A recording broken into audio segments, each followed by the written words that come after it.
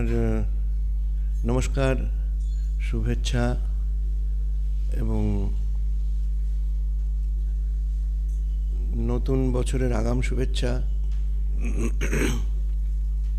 জানাই। আজকে ইনসিডেন্টালি পূজনীয় স্বামী শিবানন্দ মহারাজের জন্মতিথিও বটে।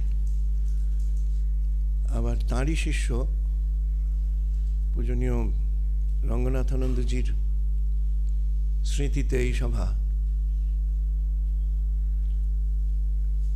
কাজেই আমার দিক থেকে আমি নিজেকে সৌভাগ্যবান মনে করছি এবং আপনাদের সকলকে কৃতজ্ঞতা জানাচ্ছি। অসিত মহারাজকে, আমাদের অদ্বৈত আশ্রমের ম্যানেজার মহারাজ, ওনাকে ধন্যবাদ, এবং অদ্বৈত আশ্রমের প্রেসিডেন্ট যিনি শুদ্ধিদানন্দজি, আমাদের সুধীর মহারাজ, তিনি যদি পারমিশন না দিতেন তাহলে এটা হতো না। কাজেই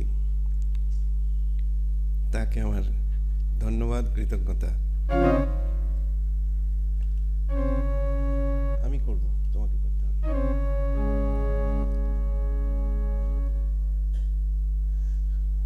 প্রথমে একটু অন্য প্রসঙ্গে আসি। আসলে অনেকদিন কলকাতার বাইরে, তা অনেকেই জিজ্ঞেস করছেন যে কোথায় আছি, কোথায় কি কাজ করছি। অরুণাচল প্রদেশের গভর্নমেন্ট, স্টেট গভর্নমেন্ট, তারা রিকোয়েস্ট করেছিল, তো তারপরে বেলুড় মঠ রাজি হলো। তারপরে তারা প্রথমে 108 বিঘা জায়গা দিল। ওখানে আসলে অনেকগুলো কমিউনিটি আছে, আর আপনারা জানেন ওখানে যেমন কাশ্মীরে 370, ওখানে 371, সেই জন্যে ওখানকার জমির মালিক অন্য কেউ হতে পারে না। তো সেখানে রামকৃষ্ণ মিশনকে একটা পার্টিকুলার কমিউনিটি, নিশি কমিউনিটি, তারা ওই 108 বিঘা জমি দিল, কিন্তু জায়গাটা একেবারে পাহাড়ের ওপরে। তো আমাকে একজন জিজ্ঞেস করলেন ওখানে কি মন্দির টন্দির আছে। আমি বললাম মন্দির তো এখন নেই, আর কয়েকটা কাজ বাকি আছে, তাহলেই মন্দিরটা হয়ে যাবে। কী কাজ বাকি আছে? মানে ওই 3 কিলোমিটার রাস্তাটা নেই, ওটা বানাতে হবে। তারপরে পাশের পাহাড় থেকে জলটা নিয়ে আসতে হবে। তারপরে ইলেকট্রিসিটি নেই, কাজেই ট্রান্সফরমার বসিয়ে ইলেকট্রিসিটির ব্যবস্থা করতে হবে। আর টেলিফোন নেই, এয়ারটেল ভোদাফোনকে বলতে হবে যে তোমরা টেলিফোনটা বসাও, তাহলে আমরা টেলিফোন পাবো। এই কটা কাজ হয়ে গেলেই তারপরে এবার কনস্ট্রাকশন কোম্পানিকে বলতে হবে, তারা এসে কনস্ট্রাকশন করবে। অল্প কিছু কাজ বাকি আছে। তো মোটামুটি একটা ক্লাস 5 থেকে 10 পর্যন্ত স্কুলের ভিত্তিপ্রস্তর স্থাপন হয়েছে। ওখানকার মুখ্যমন্ত্রী আর দিল্লির থেকে হোম মিনিস্টার গেছিলেন। তো বছর 3 লাগবে ওই কনস্ট্রাকশনগুলো কমপ্লিট করতে। তারপরে স্কুলটা শুরু হতে হতে ক্লাস 8 পর্যন্ত প্রথম দিকে করা যাবে, কারণ একটা স্কুলের রিলেটেড সব বিল্ডিংগুলো রেসিডেন্সিয়াল যদি হয় তাহলে তার হস্টেল থাকবে, স্টাফ কোয়ার্টার্স থাকবে, আর ওখানে কিছু নেই, কমিউনিকেশন নেই। তো ইটানগর ক্যাপিটাল অরুণাচলের, সেখান থেকে 225 কিলোমিটার দূরে এই জায়গাটা, পাহাড়ের মধ্যে। আর দিনে একটা করে বাস যায় ইটানগর থেকে, আর ছোট ছোট গাড়ি, টাটা সুমো জাতীয়, সেগুলো যায়। তো সেই জন্যে ওখানে রেসিডেন্সিয়াল ছাড়া উপায় নেই, নন রেসিডেন্সিয়াল করা যাবে না। কাছাকাছি শহর বলতে 25 কিলোমিটার দূরে একটা ছোট্ট ডিস্ট্রিক্ট টাউন আছে, যেখানে district magistrate, superintendent of police ইত্যাদি থাকে। আর সেখান থেকে বাসে করে নেওয়া যায়, কিন্তু আমাদের যদি 500 ছাত্র করতে হয় তাহলে তো ওই ছোট্ট টাউন থেকে হবে না, সারা অরুণাচলকে কভার করতে হবে, পুরো স্টেটকে কভার করতে হবে। সেটাই উচিত, একটা ছোট্ট গ্রামের জন্য তো স্কুলটা নয়। সেই জন্যে ওটা রেসিডেন্সিয়ালই করতে হবে। আর রেসিডেন্সিয়াল করলে তার রিলেটেড যা কিছু সব কিছুই করতে হবে, যেমন একটা ছোট ডিসপেন্সারি বা 10 বেডের একটা আরোগ্য ভবন টাইপের, তারপরে ডাইনিং হল, তারপরে হস্টেল, স্টাফ কোয়ার্টার, স্কুল বিল্ডিংয়ের আবার ল্যাবরেটরি ইত্যাদি, মংস কোয়ার্টার, তারপরে গেস্ট হাউস, এখান থেকে তো বা বিভিন্ন জায়গার থেকে গেস্টরা আসবে, গেস্ট হাউস, এতগুলো বিল্ডিং আস্তে আস্তে হচ্ছে, কনস্ট্রাকশন শুরু হয়ে গেছে, অনেকটাই কাজ এগিয়ে গেছে। আর এখন আজকের বিশেষ প্রসঙ্গ, সেটা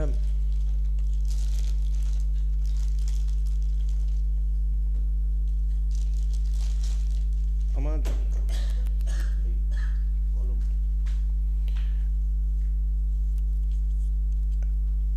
প্রসঙ্গ হিসাবে যদি দেখা হয় তাহলে খুব সুন্দর সুন্দর প্রসঙ্গ আছে। যেমন এখানে লেখা হয়েছে রামকৃষ্ণ সংঘে সঙ্গীতের ধারা। রামকৃষ্ণ সংঘে সঙ্গীতের পরম্পরা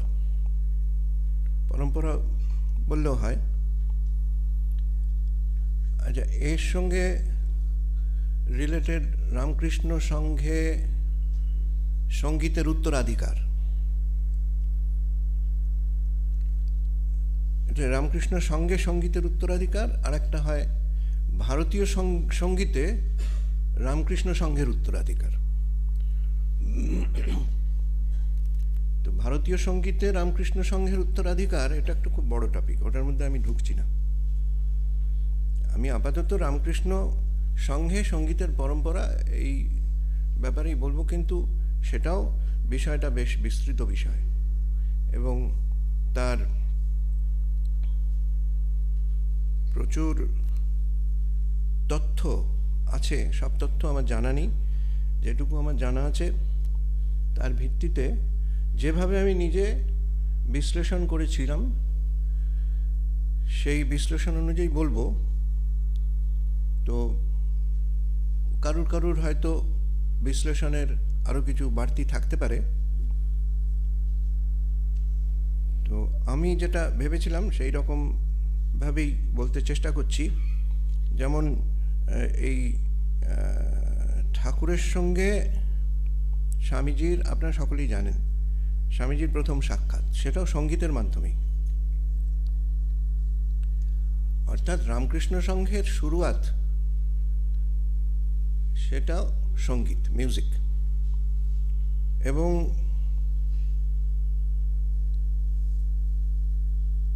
একদিকে শ্রীরামকৃষ্ণ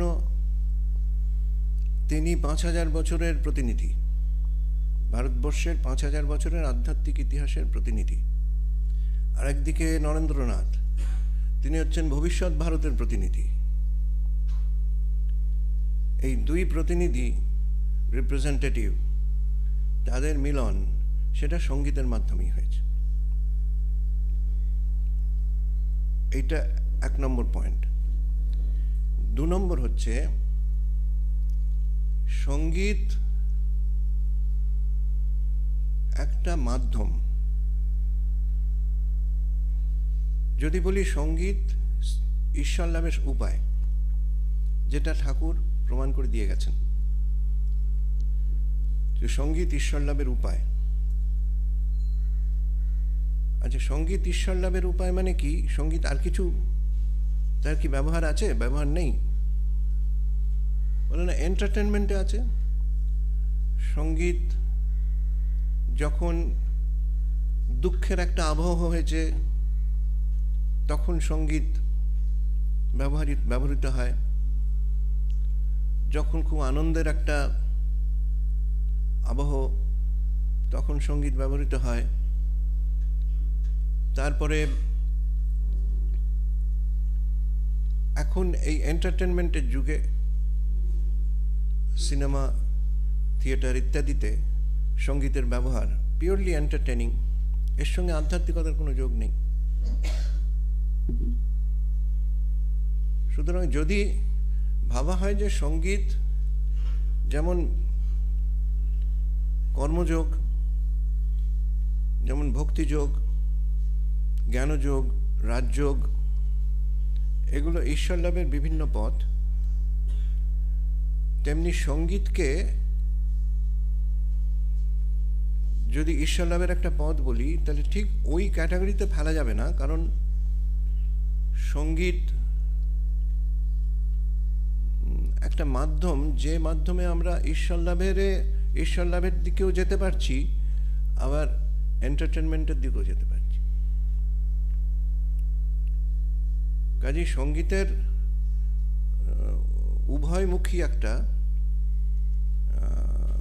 প্রয়োগ বা অ্যাপ্লিকেশনস আছে, কিন্তু সঙ্গীতের মাধ্যমে যে ভগবান লাভ হয়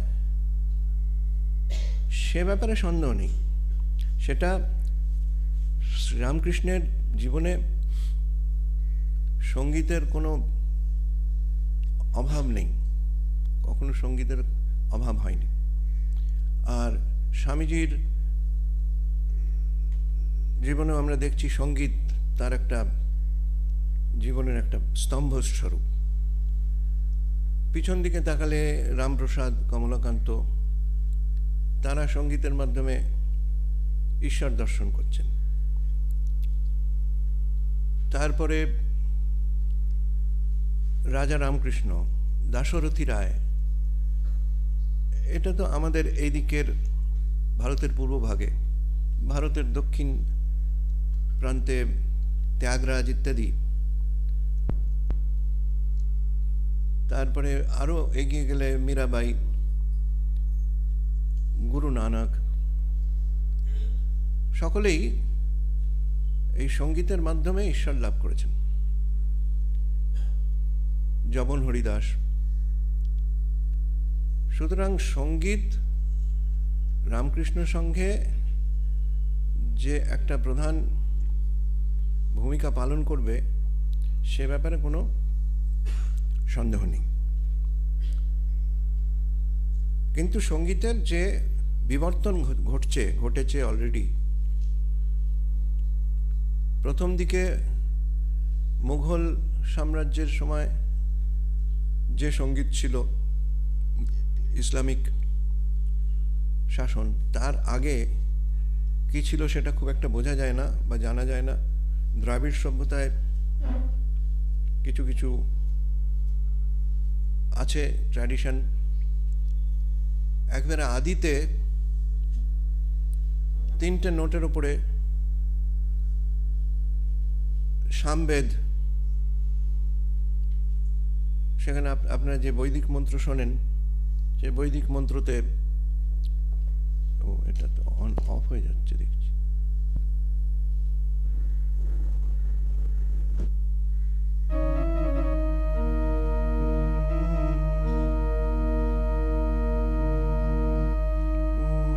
सहना भवतु सहनौ भुनक्तु सह वीर्यङ्करवावहै तेजस्विनावधीतमस्तु मा विद्विषावहै।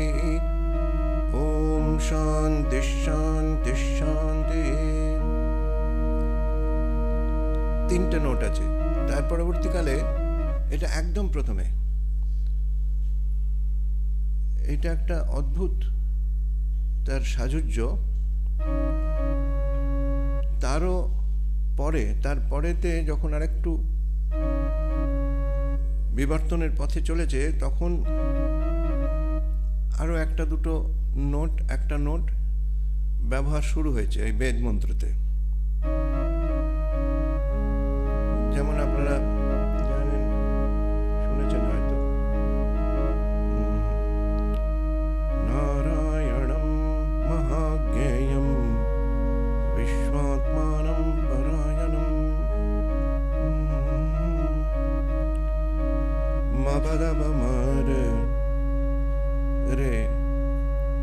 রেটা একটুখানি ছুঁয়ে যাচ্ছে। এটা একটু পরবর্তীকালে হলো। আমি আসলে সঙ্গীত একটা টেকনিক্যাল সাবজেক্ট, সেই জন্যে কিছু টেকনিক্যাল ব্যাপার না বললে আমার দিক থেকেও খুব একটা তৃপ্তি হবে না। একটু টেকনিক্যাল ব্যাপার, যদি কোথাও কিছু বুঝতে অসুবিধা হয় আপনারা পরে জিজ্ঞেস করে নিতে পারেন, কিন্তু কিছু টেকনিক্যাল টার্ম আসবেই।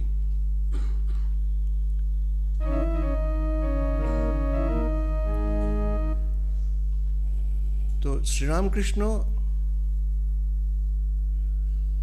মেথডিক্যালি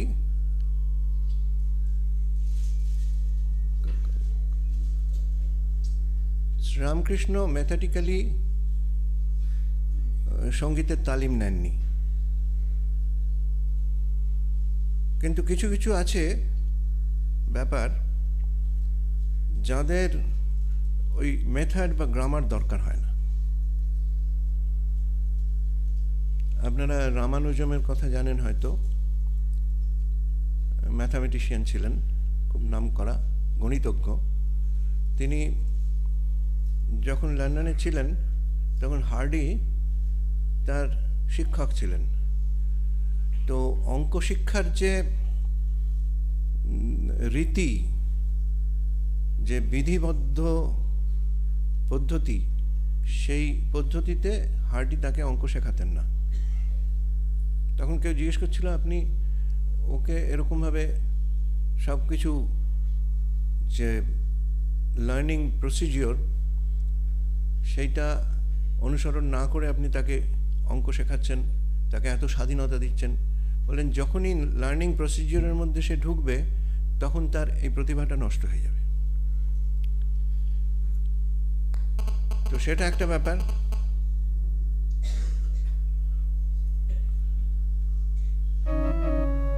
আর একটা হচ্ছে যে শ্রীরামকৃষ্ণের ক্ষেত্রে তিনি, যদি আমি ভাবি যে তিনি সুরের স্রষ্টা, তার থেকেই সঙ্গীত, তার থেকেই সুর উদ্ভূত হয়েছে, স্বয়ং শিব, তাহলে তাকে আলাদা করে সঙ্গীত শেখার তার প্রয়োজন নেই। স্বামীজির ক্ষেত্রেও সেরকম আমরা ভাবতে পারি। রবীন্দ্রনাথ একটা খুব সুন্দর কথা বলেছিলেন যে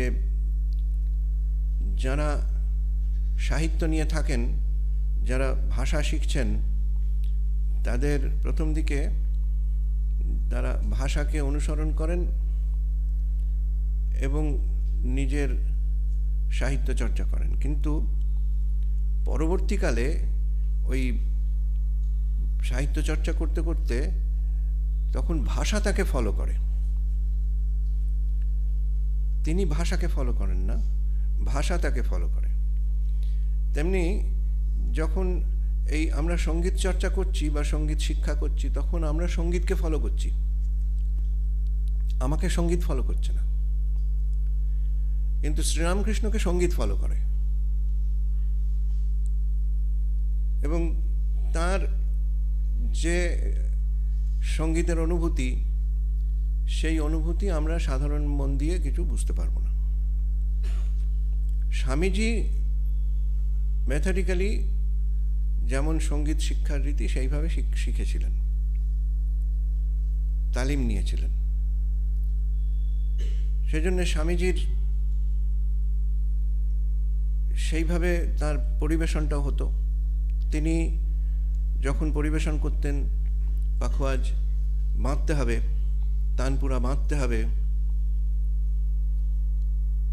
না বাঁধলে গান হবে না, এটা যেমন মেথডিক্যালি ঠিক, আবার উল্টো দিক থেকে দেখতে গেলে একই জিনিসের আমরা নিচ থেকেও দেখতে পারি, ওপর থেকেও দেখতে পারি। ওপর থেকে দেখতে গেলে ঠাকুর ওপর থেকে দেখছেন, সেখানে যদি আবার তানপুরাতে একটুখানি বেসুর বাজে, তাহলে তিনি সহ্য করতে পারছেন না। তবলা বা পাখোয়াজ বাজছে, সেখানে যদি এক চুল তালের হেরফের হয়ে যায়, ঠাকুর সহ্য করতে পারছেন না। কেউ যদি একটু বেসুরও গায়, তাহলেও সেটা ঠাকুর সহ্য করতে পারেন না। আবার যখন সুরে হচ্ছে, সেই যে মহেশ্বর বিনকার কাশিতে ঠাকুরকে বীণা বাজিয়ে শোনাচ্ছেন, ওই প্রফেশনাল পেশাদারি শিল্পী তিনি, তার সব কিছুই একেবারে নিখুঁত। তিনি বাজাতে শুরু করতে করতেই ঠাকুরের সমাধি হয়ে গেল। সুতরাং আমরা এই সঙ্গীতের উত্তরাধিক বা সঙ্গীতের ধারা, পরম্পরা, রামকৃষ্ণ সঙ্ঘে এটিকে 3 ভাগে ভাগ করতে পারি। একটি আদি পর্ব, একটি মধ্য পর্ব, একটি উত্তর পর্ব। তো আদি পর্বে স্বাভাবিকভাবেই ঠাকুর স্বামীজি তারা আছেন। তারপরে ঠাকুরের সঙ্গে থাকতে থাকতে যারা ভক্ত রয়েছেন তারা বিভিন্ন গান রচনা করছেন। ঠাকুর গাইছেন কোনটা? রামপ্রসাদের গান গাইছেন, কমলাকান্তের গান গাইছেন, দেওয়ান রঘুনাথের গান গাইছেন, রাজা রামকৃষ্ণের গান গাইছেন, তারপরে সীতাপতি রামচন্দ্র, রঘুপতি রঘুরাই, তুলসীদাসের গান গাইছেন। তো এই গানগুলোর সঙ্গে এবার নতুন গান জুড়তে থাকলো, অর্থাৎ নতুন নতুন গান রচিত হতে থাকলো এবং নতুন গানে সুরারোপ করে নতুন গান অ্যাড হতে থাকলো। এবং সেগুলো কারা করছেন? ঠাকুরের সঙ্গে যারা আছেন, যেমন দেবেন্দ্রনাথ মজুমদার, যেমন ত্রৈলোক্যনাথ সান্যাল। স্বামীজি নিজেও গান রচনা করলেন। অক্ষয় কুমার সেন, শরৎচন্দ্র চক্রবর্তী মানে বাঙাল। তারপরে স্বামীজি নিজে গান রচনা করলেন। এইভাবে গানের অ্যাডিশন হতে থাকলো। তো গানের বাণী সম্বন্ধে আমি এখন কিছু বলবো না। গানের বাণী যেমনই হোক, আমি গানের যে স্টাইল, যে গানের ধারা, যে গায়কী, যেটা সে গায়কী সম্বন্ধে একটু আলোচনা করব এখানে। এবং পরম্পরা বলতে ওই গায়কী নিয়েই আমি পরম্পরাটা বলতে থাকবো। কারণ কি, গানের বাণীতে আজ থেকে 200 বছর, 250 বছর, 500 বছর আগেও গানের বাণী কিছু কিছু আছে যেখানে বর্ণনা রয়েছে যে তাকে কেমন দেখতে, তার শরীরে কি ধরনের বস্ত্র রয়েছে, তিনি কি করেছেন, তার লীলাতে তিনি কি করেছেন, অবতারের বন্দনাতে রয়েছে ইত্যাদি। বন্দনামূলক একটা রয়েছে, কিন্তু তার সঙ্গে প্যারালেলি আরেক ধরনের বাণী আছে, যে বাণীতে অনুভূতির কথা আছে, যে বাণীতে ফিলসফির কথা আছে, শুধুমাত্র বর্ণনা নয়, যে বাণীতে অদ্বৈত বেদান্তের কথা আছে, সেরকম বাণীও আছে। আজ থেকে 500 বছর আগেও ছিল, এখনো যেসব গান রচিত হচ্ছে তাতেও এই বন্দনামূলক বা বর্ণনামূলক, বন্দনা বলি, বর্ণনা বলি, যাই বলি না কেন, সেই ধরনের বাণী। আর আরেকটা হচ্ছে ফিলোসফিক্যাল বাণী। তো আজকে মহাপুরুষ মহারাজের যে জন্মতিথি,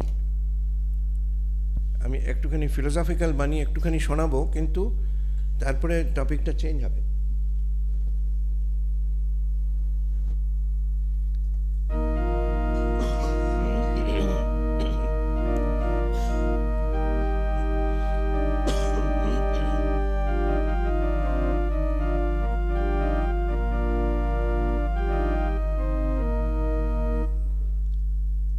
এই গানটি প্রেমেশানন্দজির রচিত, স্বামী প্রেমেশানন্দ মহারাজ। আর স্বামী শিবানন্দ মহারাজ এটি শুনেছিলেন। শুনে তিনি মন্তব্য করেছিলেন, এই গান যে রচেছে সে ধন্য, এই গান যে গায় সে ধন্য, এই গান যে শোনে সে ধন্য। আজকে আমরা সকলেই সেই ধন্য গ্রুপে আছি। দুটো লাইন শোনাবো।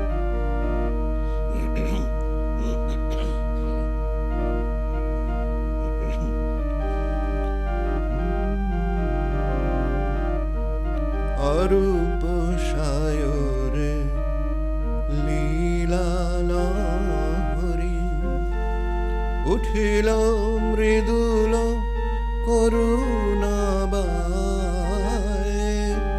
অরূপ সায়রে লীলা লহরী, আদি অন্তহীন অখণ্ডে বিলীন, মায়ায় ধরিলে মানব কায়।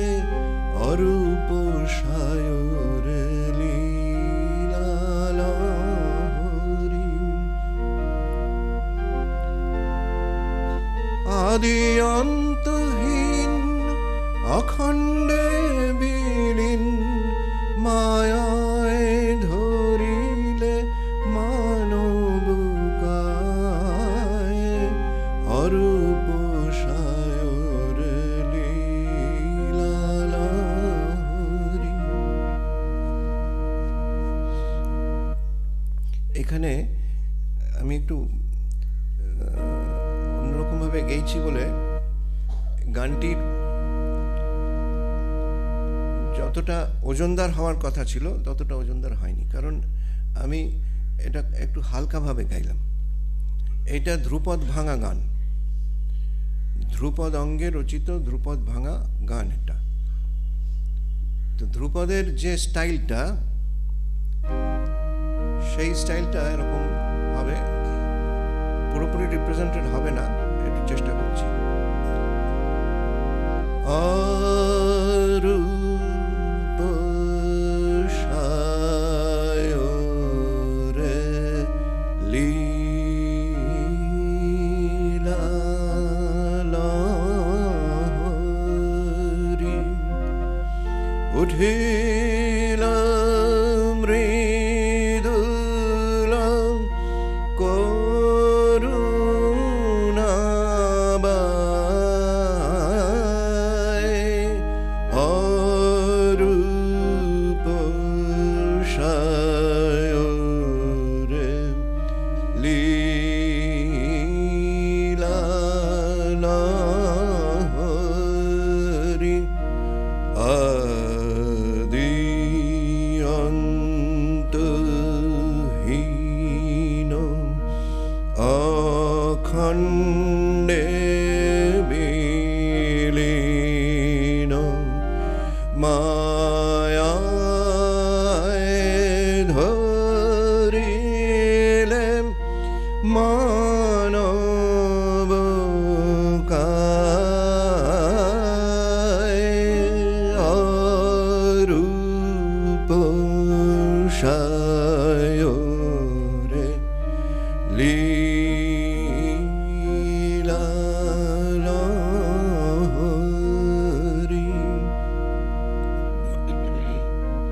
একটা বীরত্ব ব্যঞ্জক ব্যাপার আছে যেটা স্বামীজি পছন্দ করতেন। আর ধ্রুপদ সঙ্গীত আমাদের যত ধরনের সঙ্গীত আছে সবচেয়ে বেশি মান্যতা প্রাপ্ত, কারণ ধ্রুপদের এই যে একটা রাজকীয় ভাব, সেটা অন্য সঙ্গীতে নেই। ধ্রুপদ আগে ছিল মুসলমান সাম্রাজ্যের আগে, তারপরে যখন আমির খুসরো এলেন তখন ওই ধ্রুপদের সঙ্গে ধ্রুপদকে আরও অন্যান্য স্টাইলের সঙ্গে মিশিয়ে একটা তৈরি করলেন, যেটাকে আমরা পরবর্তীকালে খেয়াল বলি। খেয়ালের মধ্যে ধ্রুপদের যে গাম্ভীর্য সেটাও মেনটেন করা যায়, আবার টপ্পা জাতীয় যেসব গান যার একটা বেশ আকর্ষণীয় ভাব আছে, চট করে সাধারণ মানুষ যারা বুঝতে পারে না ধ্রুপদ, তাদের জন্যে আকর্ষণীয় ব্যাপার। সেটাও আছে। তারপরে পরবর্তীকালে এলো ঠুংরি, তারপরে টপ খেয়াল, তারপরে আরও পরবর্তীকালে যেসব ফোক টিউনস এলো, আধুনিক গান এলো, তো ইত্যাদি গানের যে স্টাইলটা বিবর্তিত হতে হতে যেসব স্টাইল নতুন এসেছে পরবর্তীকালে, সেইগুলোকে সব সংমিশ্রণ করে আমাদের এই সঙ্গীত পরম্পরা বলতে পারি। আমাদের রামকৃষ্ণ মিশনে আসলে ঘটনাটা হচ্ছে যে স্বামীজি নিজে তালিম নিলেন, তার গুরু বেনি ওস্তাদ বা বেনি মাধব অধিকারী, তিনি আহমদ খাঁর কাছে শিখেছেন, আহমদ খাঁ গোয়ালিয়র ঘরানার। তারপরে হাবু দত্ত স্বামীজি যার কাছে শিখেছেন, গোয়ালিয়র ঘরানা, তারপরে লখনৌ ঘরানা, একটা সংমিশ্রণ ছিল হাবু দত্তের মধ্যে। তারপরে পাখোয়াজ শিখেছেন স্বামীজি মুরারি মোহন গুপ্ত। মুরারি মোহন গুপ্তর ছাত্র ছিলেন দুর্লভ ভট্টাচার্য, স্বামীজির গুরু ভাই। কেবল কিষণ ঘরানা বলে, গানের ঘরানাটা আলাদা, পাখোয়াজের ঘরানাটা আলাদা।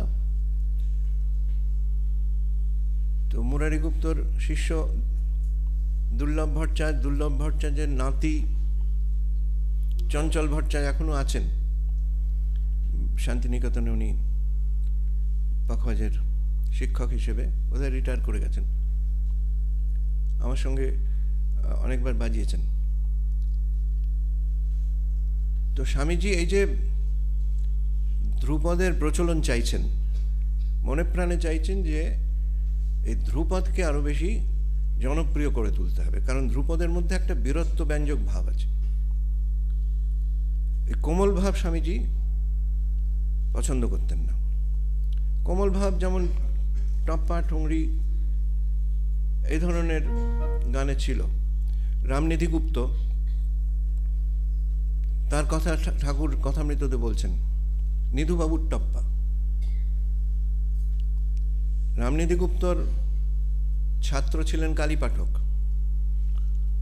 টপ্পা ঠিক বাংলাতে প্রচলিত ছিল না ওয়েস্ট বেঙ্গলে, কিন্তু কালী পাঠক তিনি ওই টপ্পা অঙ্গের গানগুলোকে ভক্তিগীতিতে নিয়ে এলেন। তখন ধীরে ধীরে ওটা পপুলার হলো।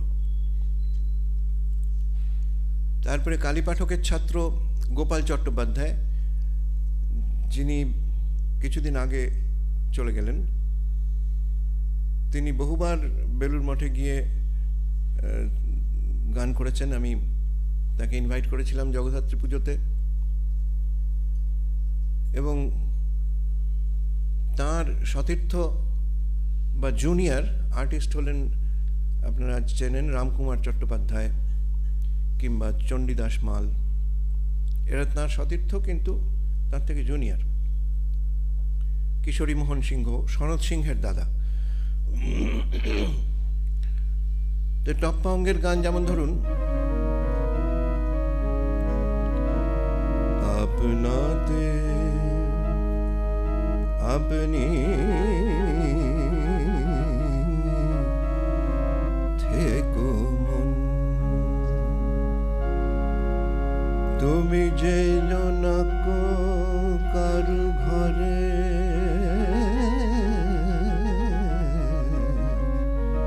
আপনাতে আপনি থেকো মন। এই যে স্টাইলটা, এটা টপ্পা অঙ্গের স্টাইল। ঠুংরির সঙ্গে খানিকটা মিলও আছে। তো পরবর্তীকালে ঠুংরির স্টাইলটা একটু দ্রুত বা আরেকটু চঞ্চল প্রকৃতির হলো, সেই জন্যে আরো বেশি সেটা জনপ্রিয় হলো। ধ্রুপদ চট করে নিতে চায় না মন। ঠুংরিতে যেমন ধরুন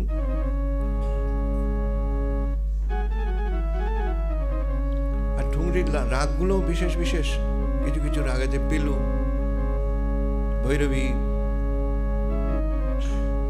তারপরে মান্ড, তারপরে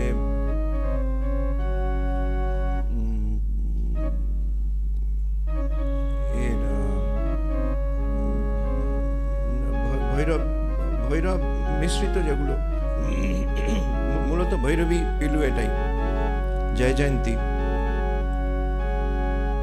স্বামীজি একটি ঠুংরি রচনা করেছিলেন। मुझे वारी बनवारी सैया जाने को दे, मुझे वारी बनवारी सैया जाने को दे रे सैया जाने को दे, मुझे वारी बनवारी सैया जाने को दे, मुझे वारी बनवारी सैया जाने को दे रे सैया जाने को दे, मुझे वारी बनवारी सैया जाने को दे।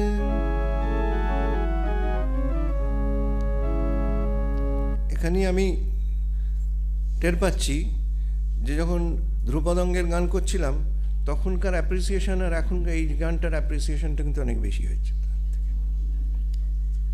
কারণ এটা ঠুংরি স্টাইলের গান, তো শ্রোতার মধ্যে বোঝা যাচ্ছে যে এটার অ্যাপ্রিসিয়েশনটা বেশি হচ্ছে। তারপরে ধরুন গজল, স্বামীজি গজল গাইতেন কিছু কিছু, তারপরে ঠাকুর আবার রেফার করছেন যে তুই তো নিজেই গাইতিস ওইটা, ওই গান তো, সেই গানের তুমি অর্থটা বোঝনি। গজল তো আপনারা জানেন, গজল, কাওয়ালি এগুলো তো খুব পপুলার। স্বামীজি যেটা গাইতেন, তুঝসে हमने दिल को लगाया, जो कुछ है सो तू ही है, तुझसे हमने दिल को लगाया,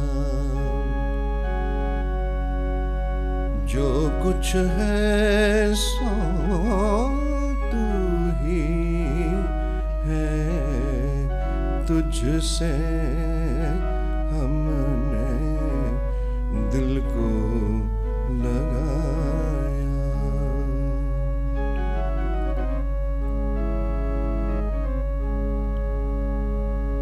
কিন্তু এই তালিম নেওয়া গান, সেই গানের উপর স্বামীজির একটু বেশি ঝোঁক ছিল বলে ঠাকুর একদিন তাকে একটু তিরস্কার করলেন। কীর্তন ঠাকুর খুব পছন্দ করতেন, বাউলাঙ্গের গান ঠাকুর খুব পছন্দ করতেন। কীর্তন সম্বন্ধে স্বামীজি একটা মন্তব্য করলেন, ওর মধ্যে তাল সম কিছু নেই, সেই জন্যে লোকে এত পছন্দ করে। যেখানে ম্যাথামেটিক্স আছে, ক্যালকুলেশন আছে, সেটা ধরতে পারছে না, সেই জন্য সাধারণ লোকের কাছে এই সব গানগুলো এটা পপুলার হচ্ছে না। সেখানে হিসাব করতে হবে, তো বুদ্ধি খাটাতে হবে। বলছে বাবা, আবার বুদ্ধি খাটাতে হবে? ম্যাথামেটিক্স আর মিউজিক দুটোতেই তো এম আছে না। কিন্তু কীর্তনে তাল সম কিছু নেই। ঠাকুর বলছে, আরে কী রে, কী বলছিস? কীর্তনে তাল সম নেই, সেজন্য লোকে পছন্দ করে। কীর্তনের মধ্যে একটা ভাব আছে, সেই ভাবের কারণে লোকে পছন্দ করে। ঠাকুর ভাবের ওপর জোর দিচ্ছেন। স্বামীজিও প্রথম দিকে ভাবের ওপর খুব জোর দিতেন, কিন্তু তার ওই তালিম নেওয়া বলে তিনি এই ধরনের ধ্রুপদ বা এই যেসব বিধিবদ্ধ গান সেইগুলোর উপরে জোর দিচ্ছেন। কিন্তু স্বামীজি সর্বত্রই ভাবের ওপর জোর দিয়েছেন। যখন কিছু পেন্টিং দেখছেন, বলছি এই পেন্টিংটার পিছন থেকে বা এর কিছু ইমপ্লিকেশনস আছে কিনা, এর কিছু গূঢ়তত্ত্ব এর মধ্যে থেকে প্রকাশিত হচ্ছে কিনা, শুধুমাত্র একটা প্রাকৃতিক দৃশ্য, একটা নদী, একটা গাছ, একটা পাহাড় দেখা যাচ্ছে, সেটার মধ্যে কি কোনো মানে হয় না। কিন্তু যদি একটা কিছু তার মধ্যে মিনিং থাকে তাহলে সেটা সেই পেন্টিংয়ের দামটা বেশি। তেমনি সাহিত্যের মধ্যে, কবিতার মধ্যে যদি কোনো মিনিং থাকে, গানের মধ্যে যদি একটা মিনিং থাকে, তাহলে তার দামটা বেশি হয়। কিন্তু আজকালকার দিনের অনেক গান আছে, এই ব্যান্ডের গানগুলো কোনো মিনিং নেই, মিনিংলেস গান। তো ওই কীর্তনে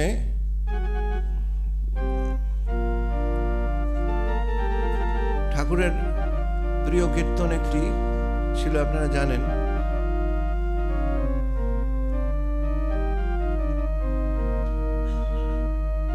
কেশব গুরু করুণা দীন কুঞ্জ কানন চারি, মাধব মনমোহন মোহন মুরলীধারী, কেশব গুরু করুণা দীন কুঞ্জ কানন চারি, ব্রজ কিশোর কালিয় হার কাতর ভয় বঞ্জন, ব্রজ কিশোর কালিয় হার কাতর ভয় ভঞ্জন,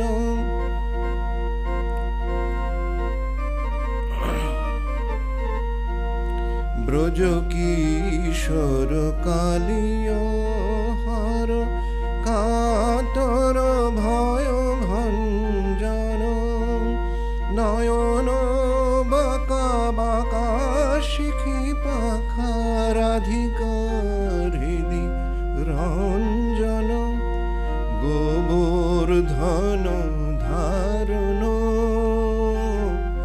বন কুসুম ভূষণ, দামোদর কংসদর্প হারি, শ্যাম রস রস বিহারি, শ্যাম রস রস বিহারি, হরি বল হরি বল হরি বল মন আমার, হরি বল হরি বল হরি বল মন আমার।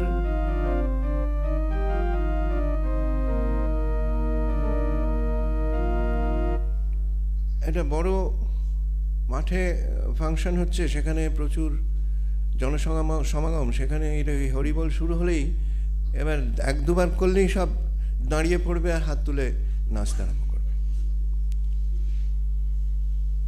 কিন্তু ঠাকুর এটিকে বলছেন যে এটি ভাব সঙ্গীত, সেই জন্যে এত বেশি জনপ্রিয়।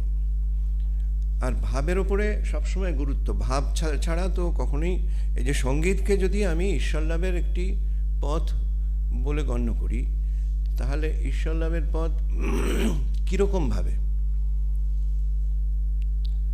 তার ফার্স্ট কন্ডিশন হচ্ছে ভাব। স্কিল থাকুক বা না থাকুক সঙ্গীতে, তার দক্ষতা থাকুক বা না থাকুক, দ্য ফার্স্ট কন্ডিশন হচ্ছে ভাব সঙ্গীতে। তারপরে সেকেন্ড কন্ডিশন হচ্ছে সুর। যদি বেসুরো হয় তাহলে সেইটা মনের মধ্যে তার ততটা প্রভাব পড়ে না।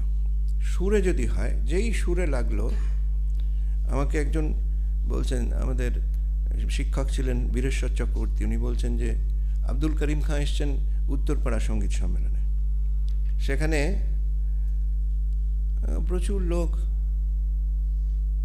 একটা ইন্টারভেল হচ্ছে, তারপরে চাটা খেয়ে সব এসে বসেছে। আবার এবার আব্দুল করিমের গান শুরু হবে, তখন উনি শুধু সা লাগালেন, তানপুরা সব বাঁধা হয়ে গেল, সাটা লাগালেন। সা লাগানোর সঙ্গে সঙ্গে ওই অত কোলাহল সমস্ত থেমে গেল। তারপরে শুধু কোমলনি আর সা, কোমলনি সা, কোমলনি সা চলছে, 15 মিনিট ধরে কোমলনি আর সা চলছে। যে কারুর এতটুকু মনে হচ্ছে না যে এবার ঋষভে যাও। তো এই সুরে যদি থাকে তাহলে তার প্রভাব মনের ওপর পড়ে। দ্বিতীয়ত, ধ্রুপদ সঙ্গীতের ওপরে স্বামীজি এত বেশি গুরুত্ব দিচ্ছেন, আমাদের খণ্ডনভব বন্ধন সেটাও ধ্রুপদ সঙ্গীতে। ধ্রুপদ অদ্ভুত ব্যাপার, সেটা ওয়েস্টার্ন অ্যান্ড ইন্ডিয়ান মিউজিক দুটোর একটা সিনথেসিস ওটা। তো সেই ধ্রুপদ সঙ্গীতের সঙ্গে অন্তর্নিহিত একটি ব্যাপার আছে, সেটা হচ্ছে প্রাণায়াম। নিঃশ্বাস প্রশ্বাসের একটা নিয়মিত ওঠানামা এবং অটোমেটিক প্রাণায়াম হয়ে যায়। খণ্ডানুভব যারা সন্ধ্যাবেলা রোজই করেন তারা জানেন, বা তারা জ্ঞাত কি অজ্ঞাত আমি জানি না তাদের কাছে, তবে ঘটনাটা এই যে তাদের প্রত্যেকেরই প্রাণায়াম হতে থাকে। তার সঙ্গে সঙ্গে যখন তাল আসছে মানে তার ব্রেনটা কাজ করছে, তো হিসাব আসছে, সময় এসে ফেলতে হবে, এইটা তান করব, এইটা সারকাম করব, করে এইটা বাট করে এটা সময়তে ফেলবো, এই যে ক্যালকুলেশন আসছে, তার মানে সেখানে লজিক বা ব্রেনের কাজটা হচ্ছে। তার মানে বুদ্ধি, তার মানে জ্ঞানযোগ, সেখানে জ্ঞানযোগ হয়ে যাচ্ছে, ভক্তিযোগ হচ্ছে, রাজযোগ হয়ে যাচ্ছে। কারণ সে যদি না বলা হয় যে আমাদের সঙ্গীতে বলা হয় নাভির থেকে শব্দটা উঠবে, গলা দিয়ে নয়। তা নাভির থেকে শব্দটা ওঠা মানেই হচ্ছে তার সঙ্গে রাজযোগ জুড়ে আছে, জ্ঞানযোগ, ভক্তিযোগ, রাজযোগ। আর কর্মযোগ তো আমাদের সারাদিন যা আমরা কাজ করছি, যে ঠিক ঠিক সঙ্গীত সাধক তার কাছে এই স্বামীজি এরকম বললেন যে তার কাছে এর থেকে উচ্চতর আর কলাবিদ্যা তার কাছে নেই। This is the highest target for the artist.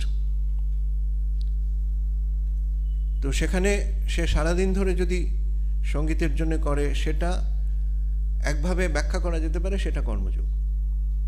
সঙ্গীতের জন্যে সব কিছু হচ্ছে। সুতরাং সঙ্গীতকে ঈশ্বর লাভের পথ হিসেবে দেখতে গেলে এই ধরনের ফ্যাক্টরগুলো সব অটোমেটিক্যালি এসে যাচ্ছে। এখন আমি যে প্রসঙ্গে বলছিলাম যে কীর্তন, তারপরে লোকগীতি। লোকগীতি মানে বাউলঙ্গের গান, বা এই বিভিন্ন প্রান্তে যে ধরনের লোকগীতি আছে, ধরুন ঝাড়খণ্ডে এক ধরনের, ওড়িশাতে এক ধরনের। তো এই লোকগীতি, বাউলঙ্গের গান, ঠুংরি, টপ্পা, খেয়াল, ধ্রুপদ, ধামার, এই সবগুলোই ভক্তিগীতিতে তার অ্যাপ্লিকেশন কি আছে। সুতরাং ভক্তিগীতিকে একটা আমি আলাদা ক্লাস ভাবছি, এবং সব কিছুর অ্যাপ্লিকেশন আছে। এই আমি যে টপ্পা অঙ্গের গান করলাম কিংবা ধ্রুপদ করলাম, এগুলো তো সব ভক্তিগীতি, তো এগুলো অন্য গীতি তো নয়। পিওর ভক্তিগীতি যদি আমি বলি, ভক্তিগীতিকে যদি একটা ক্লাস হিসেবে দেখা যায়, তাহলে একেবারে বিশুদ্ধ ভক্তিগীতি কিরকম?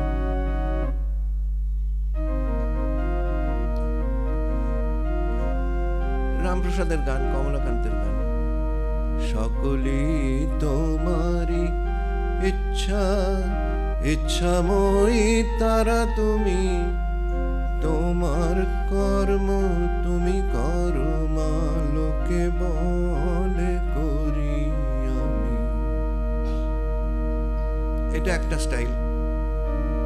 কে জানে রে কালী কেমন, কে জানে রে কালী কেমন, কে জানে রে কালী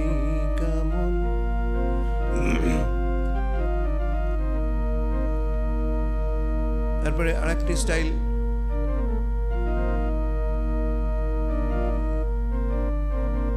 ভবসাগর তারণ কারণ হে, রবিনন্দন বন্ধন খণ্ডন হে, ভবসাগর তারণ কারণ হে, রবিনন্দন বন্ধন খণ্ডন হে।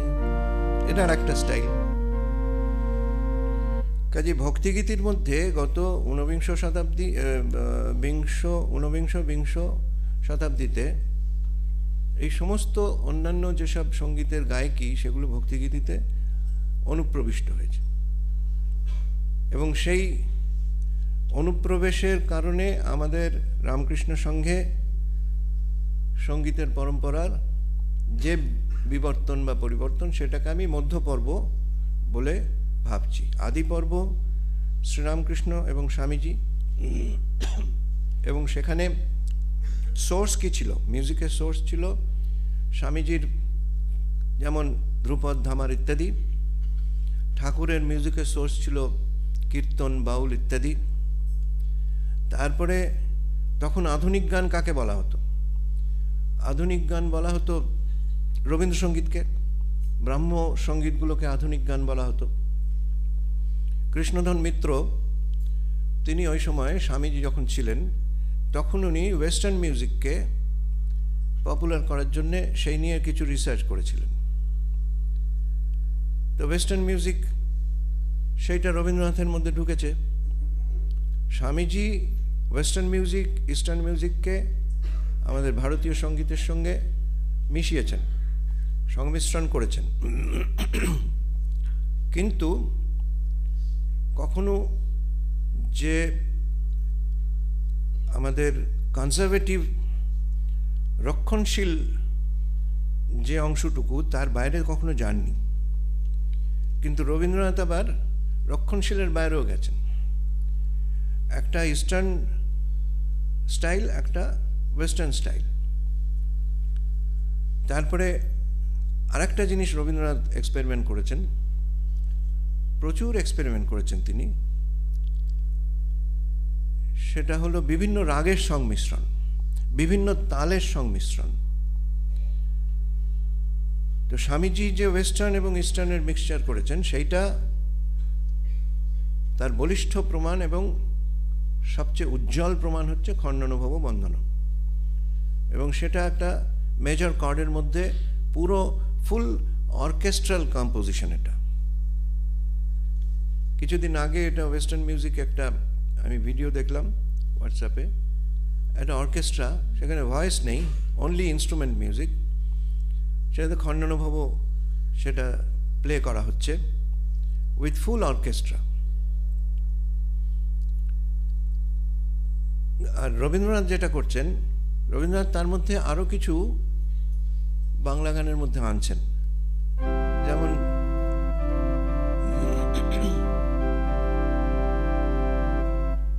তোমার হলো শুরু, আমার হলো সারা, তোমায় আমায় মিলে এমনি বহে ধারা, তোমার হলো শুরু, আমার হলো সারা। এটাতে বাংলা গান তো বোঝাই যাচ্ছে, কিন্তু এটা ফুল অর্কেস্ট্রাল ওয়েস্টার্ন মিউজিকের মধ্যে ঢুকে আছে। বিভিন্ন ধরনের গান থেকে টেনে টেনে রবীন্দ্রনাথ আনতেন, এবং সেগুলোকে, যেগুলো ট্র্যাডিশনাল গান, তাকে ভাঙা গান বলা হতো। তো একটু অন্য প্রসঙ্গে বলে নিই দু লাইনে। এই যে তোমার হলো শুরু, আমার হলো সারা, এটি সম্ভবত প্রেম পর্যায়ের গান রবীন্দ্রনাথের। কিন্তু আমি অন্যভাবে দেখি। আমি দেখি কি, কাশীপুরে সে একদিন 2 ঘন্টা ঠাকুর নরেন্দ্রনাথকে নিয়ে ঘরের দরজা বন্ধ করে কী সব করলেন। করে তারপরে যখন দরজা খোলা হলো তখন নরেন্দ্রনাথ সামনে বসে আছেন আর ঠাকুর কাঁদছেন, আজকে তোকে আমার সব দিয়ে ফকির হলুম, ওই সব দিয়ে ফকির হলুম, এবার তোমার শুরু হলো, আমার সারা হলো, এবার তুমি ঠেলাটা বুঝবে।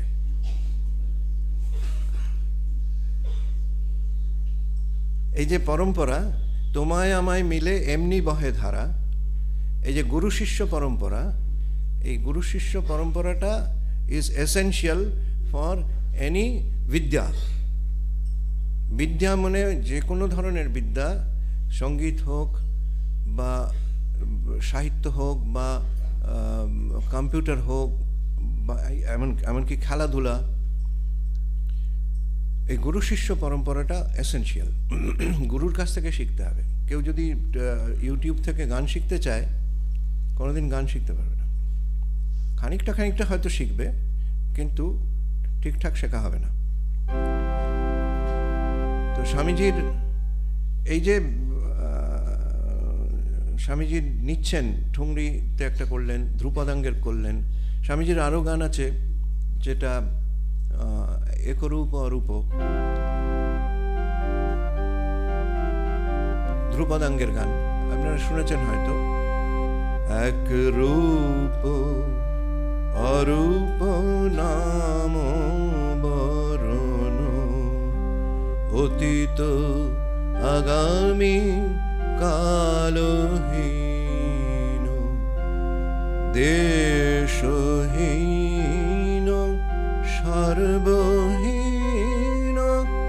নেতি নেতি বিরাম যথায়, এক রূপ অরূপ নাম বরণ, এক রূপ অরূপ নাম বরণ। হাইয়েস্ট বেদান্ত এই গানের মধ্যে ঢুকে আছে। আমি বাণীর দিকে যাচ্ছি না ব্যাখ্যার মধ্যে, কিন্তু স্টাইলে এই যে ধ্রুপদ স্টাইল স্বামীজি গান রচনা করলেন, তার সঙ্গে আবার ভক্তিগীতি করছেন, যে ভক্তিগীতি স্বামীজি শিখিয়ে দিয়েছিলেন বরানগর মঠে শিবের ওপরে, আপনারা জানেন। তাথেইয়া তাথেইয়া নাচে ভোলা, তাথেইয়া তাথেইয়া নাচে ভোলা, বম বব বাজে গাল, ডিমি ডিমি ডিমি ডমরু বাজে, ডিমি ডিমি ডিমি ডমরু বাজে, দুলিছে কপাল মাল, তাথেইয়া তাথেইয়া নাচে ভোলা। এই গানটা কর্ণাটিক রাগে আছে। আমি একটু আগে বললাম যে স্বামীজি কিন্তু কোনো নিয়মের বাইরে কখনো যাননি। যা কিছু করেছেন ওই নিয়মের মধ্যে থেকে, এই যে ওয়েস্টার্ন ইন্ডিয়ান সিনথেসিস, পাশ্চাত্য সঙ্গীত এবং প্রাচ্য সঙ্গীতের মিলন, সেটাও নিয়মের মধ্যে থেকেই করেছেন। রবীন্দ্রনাথ কিন্তু রাগের বিভিন্ন সংমিশ্রণ ঘটিয়েছেন কোথাও কোথাও। রবীন্দ্রনাথের রাগের সংমিশ্রণের একটা উদাহরণ হচ্ছে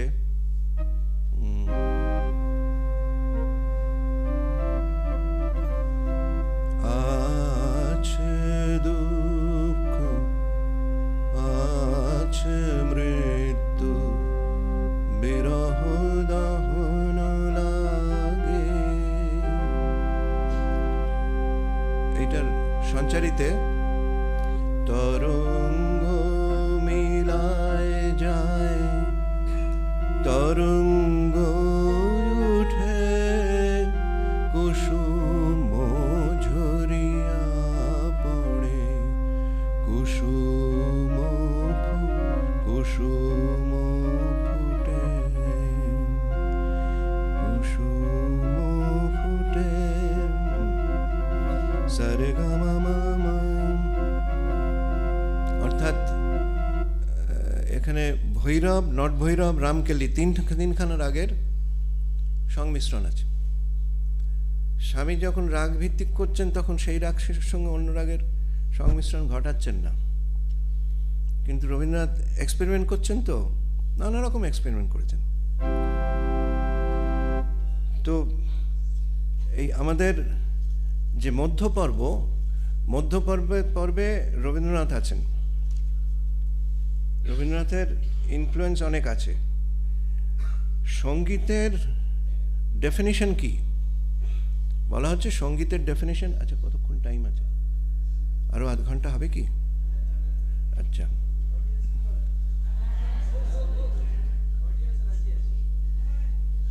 না কয়েকটা ইম্পর্টেন্ট মিস করে গেছি আর কি।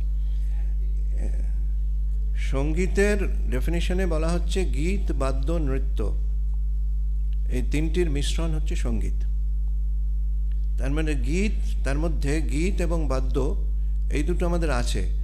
নৃত্যটা স্বামীজি এন্টারটেন করেননি, কেউই এন্টারটেন করেননি, ফলে নৃত্যটা বাদ গেছে আমাদের মঠ মিশনের যে ট্র্যাডিশন থেকে। কখনো কখনো নৃত্য হয় ওই ঠাকুরের উৎসবে বা দোলের সময়, আমরা কীর্তনের সঙ্গে সাধু সন্ন্যাসী যারা সকলে নৃত্য করতে থাকেন বেলুড় মঠে, সেটা কখনো কখনো হয়। কিন্তু নৃত্য বলতে এখানে একেবারে বিধিবাদীয় নৃত্য বা যেটা তালিম নেওয়া নৃত্যের কথা বলা হচ্ছে, যেমন কত্থক কিংবা ওডিসি, এই ধরনের যেসব নৃত্য, এইসব নৃত্যের কথা বলা হচ্ছে।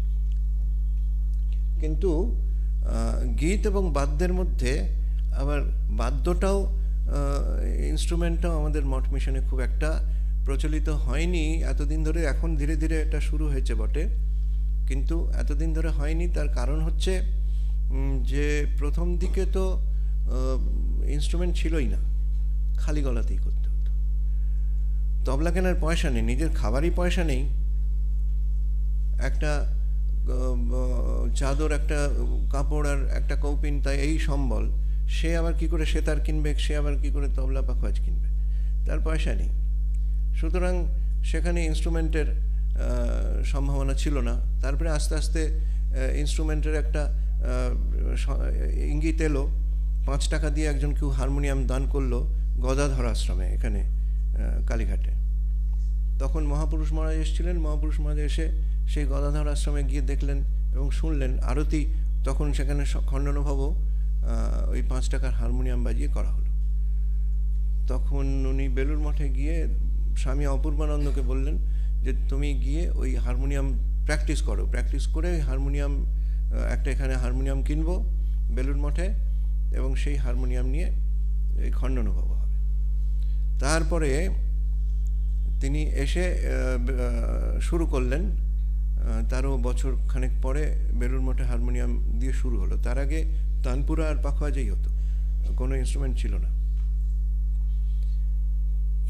এবং ওই খণ্ডানুভব যখন স্বামীজি, এটা একটুখানি বলে নিই যে স্বামীজি যখন খণ্ডানুভব রচনা করলেন তখন প্রথম 2টো লাইন করলেন, খণ্ডানুভব বন্দন জগ বন্দন বন্দিতমায় নিরঞ্জন নররূপধর নির্গুণ গুণময়। তারপরেই নম নম প্রভু শুরু হয়ে গেল।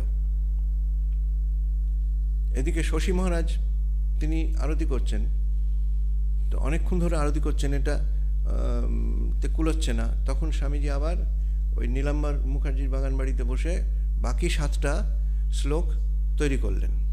কিন্তু সে একটা অদ্ভুত সৃষ্টি, এই অসামান্য সৃষ্টি, এটা বলা যাবে না মুখে, এটা অনুভবের বিষয়। ব্যাখ্যা করা যেতে পারে, কিন্তু সেই ব্যাখ্যা কতটা যোগ্য ব্যাখ্যা হবে আমি জানি না। তো সেই 8টা শ্লোক এবং নম নম প্রভু ধে ধে ধে লঙ্গ রঙ্গ ভঙ্গ ইত্যাদি হওয়ার পরে কাছাকাছি গেল। দেখা যাচ্ছে যে তাতেও শশী মহারাজের আরতি আরও থেকে যাচ্ছে, গানটা আগে শেষ হয়ে গেল। তো কী করা যায়? তখন ওই একটা শ্লোক হচ্ছে, তারপরেই নম নম প্রভু ধে ধে ধে লঙ্গ, আবার একটা শ্লোক হলো, তারপরেই নম নম প্রভু ধে ধে ধে লঙ্গ, এইরকম করে 8টা শ্লোক হচ্ছে। তখন ওটা মাপে মাপে ঠিক হলো যে যতক্ষণ আরতি চলছে ততক্ষণ পর্যন্ত গানটা হলো। কিন্তু পরবর্তীকালে ওই আরতিকে আর একটু মার্জিত টার্জিত করে ওটা একটা নিয়মের মধ্যে ফেলে দেওয়া হলো, এবং ফেলে দেওয়ার পরে একেবারে ঠিক গানের সঙ্গে সঙ্গে ঠিক মাপেই এই আরতি হয়। এখন তো যে আরতি করে সে ফ্লেক্সিবল, অর্থাৎ গানটা ছোট হলে তার আরতি ছোট হবে, গানটা বড় হলে তার আরতি বড় হবে।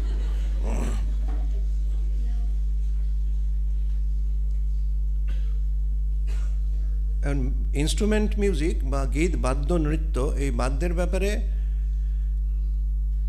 একটা জিনিস বলি যে ওয়েস্টার্ন মিউজিক আর ইন্ডিয়ান মিউজিকের এই যে সংমিশ্রণ ঘটানোর একটা প্রচেষ্টা স্বামীজি প্রথম শুরু করলেন ভারতবর্ষের মধ্যে, এবং তারপরে রবীন্দ্রনাথ ওটাকে কন্টিনিউ করলেন। রবীন্দ্রনাথ অনেক কিছু এক্সপেরিমেন্ট করেছেন। তারপরে পরবর্তীকালে আরও যারা দিগ্গজ সঙ্গীতের, তাদের মধ্যে অনেকেই আছেন ইদানিংকালে, যেমন শচীন দেব বর্মন ইত্যাদি, রাহুল দেব বর্মন, তারপরে সলিল চৌধুরী ইত্যাদি, তারাও করলেন। ইনস্ট্রুমেন্ট মিউজিকে পণ্ডিত রবিশঙ্কর, তিনি অনেক কিছু করেছেন এই ইন্ডিয়ান মিউজিক ওয়েস্টার্ন মিউজিকের সিনথেসিসের ব্যাপারে। কিন্তু কণ্ঠসঙ্গীতে এই জিনিসটা খুব একটা সাকসেসফুল হয়নি। তার কারণ হচ্ছে কণ্ঠসঙ্গীতে আমার গলাটা লাগে একটা নোটে, সা, কিন্তু যখন আমি ইনস্ট্রুমেন্টে বাজাচ্ছি তখন 3টে 4টে 5টা 6টা নোটে লাগছে, আঙুল যতগুলোতে যায়। সাগাপা সাগাপা একসঙ্গে তো গলাতে লাগবে না, আমার 5টা আঙুল 5টা নোটে আছে। কাজে এই যে সিম্ফনি তৈরি হবে, একটা সিম্ফনি শুধু ভয়েস দিয়ে সিম্ফনি হতে পারে না। ইনস্ট্রুমেন্টে যে সিম্ফনিটা হয় সেটা এই যে কোন নোটগুলো লাগছে সেই নোটের ফ্রিকোয়েন্সির উপর নির্ভর করে। সাগাপাতে একরকম ফ্রিকোয়েন্সি হচ্ছে বা এক ধরনের কর্ড তৈরি হচ্ছে, আর সা কোমলগা পা দিয়ে আর একটা কর্ড তৈরি, মাইনর কর্ড। পাশ্চাত্য দেশে এই ধরনের সিম্ফনি তৈরি করার ব্যাপারটা অনেক বেশি তারা দক্ষ, সেই তুলনায় ভারতে এই ব্যাপারটা কম ছিল। রিসেন্টলি গত 30-35 বছর ধরে দেখা যাচ্ছে যে এই মিউজিকটাকে নানা রকমভাবে এক্সপেরিমেন্ট করা হচ্ছে, এবং পাশ্চাত্যের শিল্পীরা এখানে আসছে, এখানকার শিল্পীরা পাশ্চাত্যে যাচ্ছে, দিয়ে একটা জয়েন্ট এফার্টে একটা করা হচ্ছে, এবং সেটাকে এরা বলছে ফিউশন মিউজিক। তো শ্রীরামকৃষ্ণের যেসব আমাদের সংঘের মধ্যে যেসব সঙ্গীতের প্রচলন আছে, সেই সঙ্গীতের মধ্যে এখনও ঠাকুরের অশেষ কৃপায় এই ফিউশন মিউজিকটা ঢোকেনি। কারণ এই ফিউশন মিউজিকে আর যাই হোক, দুটো জিনিসের অভাব। একটা হচ্ছে প্রপার আন্ডারস্ট্যান্ডিং। যদি রবিশঙ্কর করেন, তিনি ভারতীয় সঙ্গীত যেমন বোঝেন, আর অন্যান্য যারা এখন উঠতি শিল্পী, তাদের ভারতীয় সঙ্গীতের যে বোঝা, এই দুটো বোঝার মধ্যে তফাৎ আছে। আবার ইকুয়ালি পাশ্চাত্য সঙ্গীতকে ওইভাবেই বুঝতে হবে যদি মেশাতে হয়। অর্থাৎ রবিশঙ্কর যে লেভেলের লোক, সেই লেভেলের পাশ্চাত্য সঙ্গীতে তাকে আবার সেই ভারতীয় সঙ্গীতের সঙ্গে তার পাশ্চাত্য সঙ্গীতের বোঝাটাও সেই লেভেলে হতে হবে, তাহলেই তখন সিনথেসিসটা ঠিকঠাক হতে পারে, তা নইলে হবে না। তো সেই জন্য ওটাকে বলা হয় খিচুড়ি। কনফিউশনের ব্যাখ্যা এই ফিউশন মিউজিক, কনফিউশন মিউজিক বা খিচুড়ি মিউজিক, একটা যাই হোক। এটা 1 নম্বর। 2 নম্বর হচ্ছে যে এই ফিউশন মিউজিকে ভাব থাকে না, কোনো ভাব নেই। এই যে যদি ভাবের কথা বলি, যেমন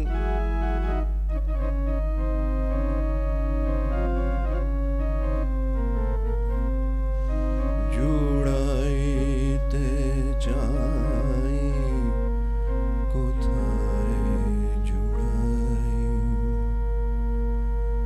কোথা হতে আসি কোথা ভেসে যাই, জুড়াইতে চাই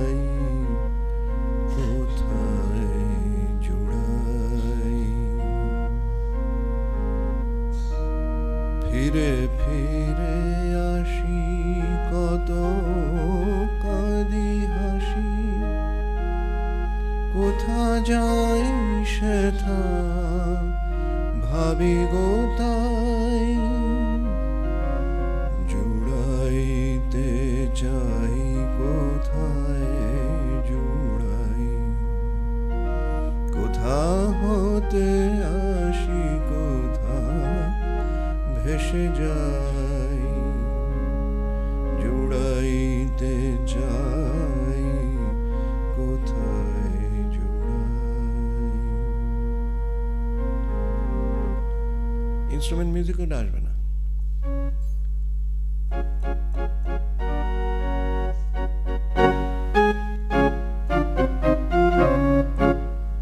এইরকমই ওয়েস্টার্ন মিউজিকে আসবে। সেখানে ঈশ্বর লাভের পথ হিসেবে তাকে দেখা একটু শক্ত ব্যাপার আছে।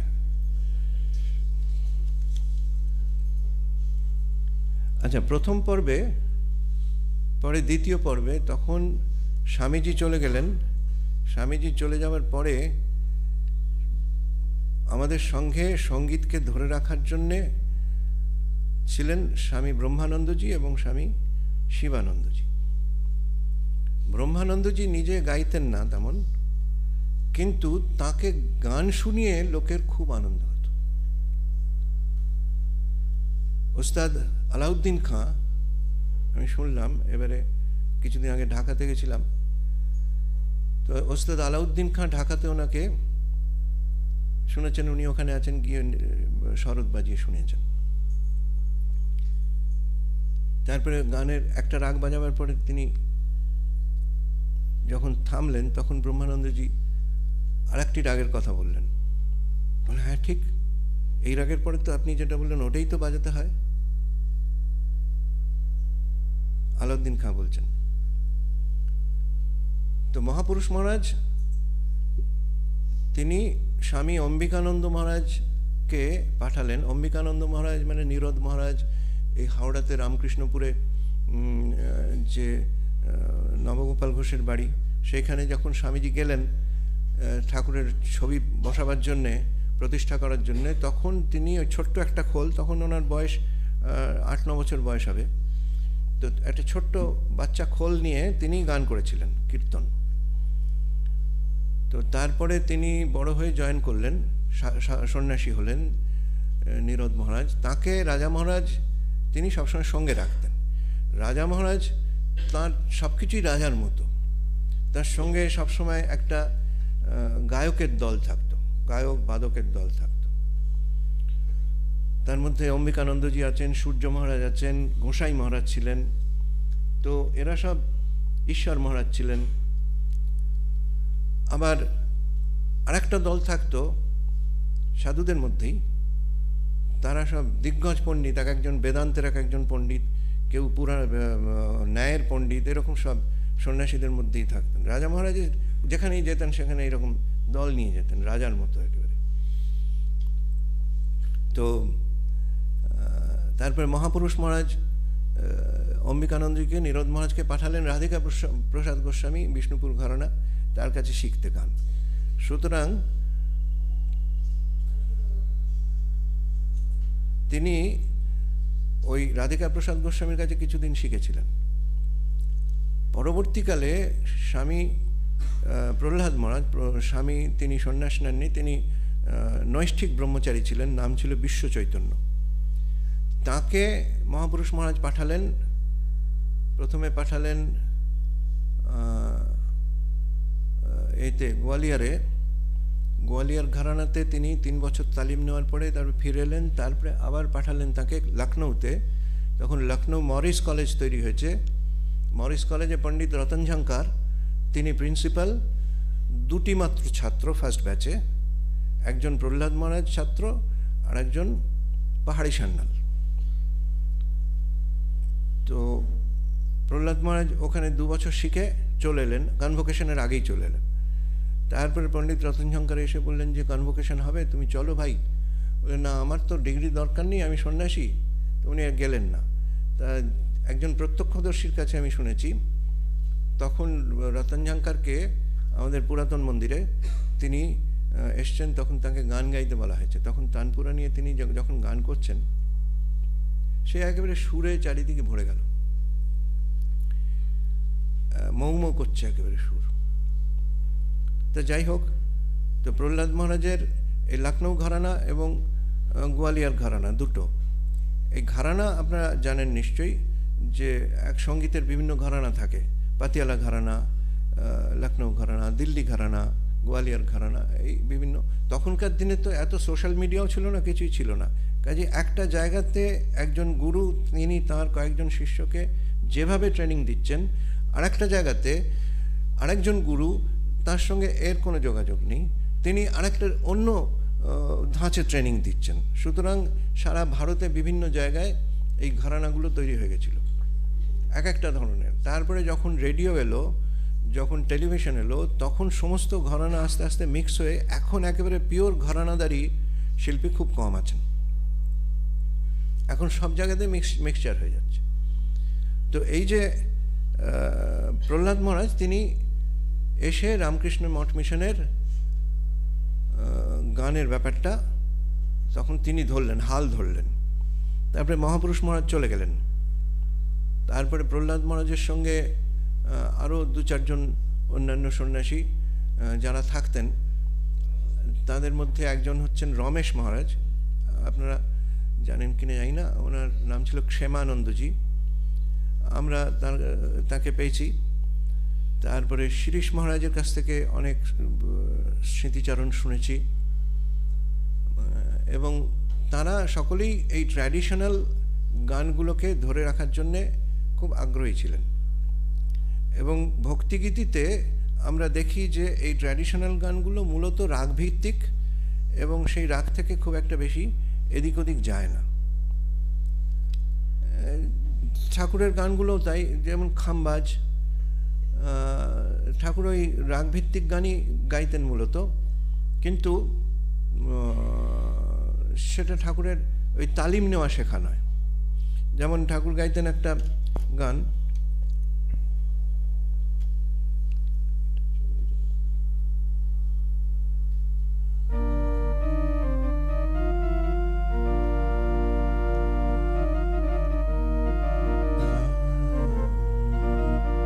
কালী হোলি মা রাস বিহারী,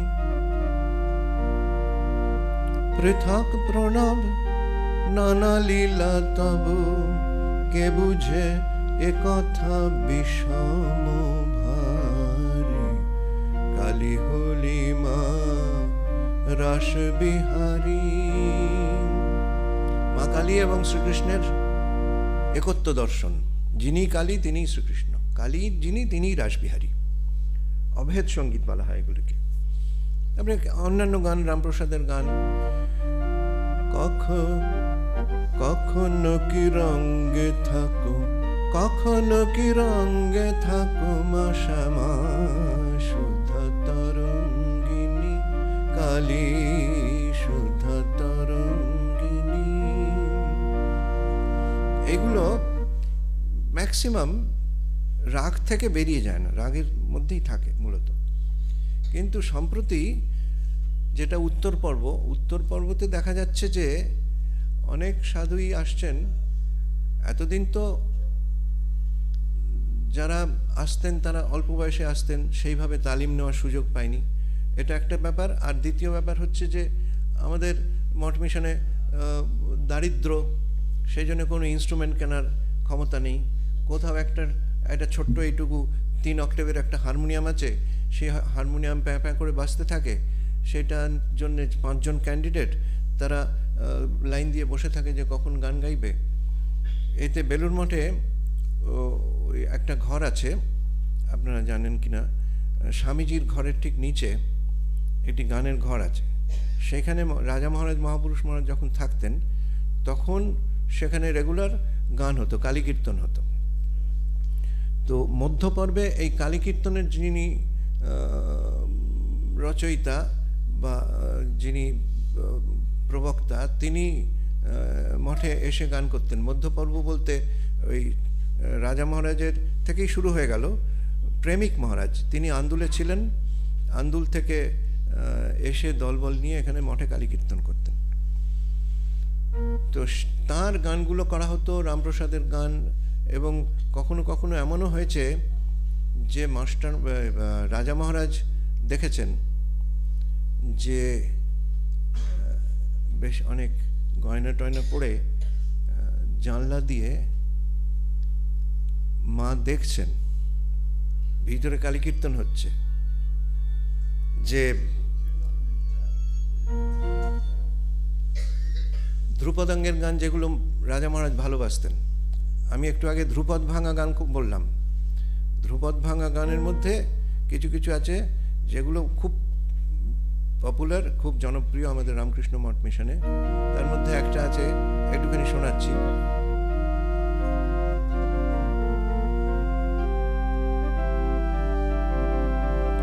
পঙ্কজ বনে রাত্র দিনে কিরঙ্গ ও করিছ শিবা সদা শিব সঙ্গে আনন্দে আনন্দময়ী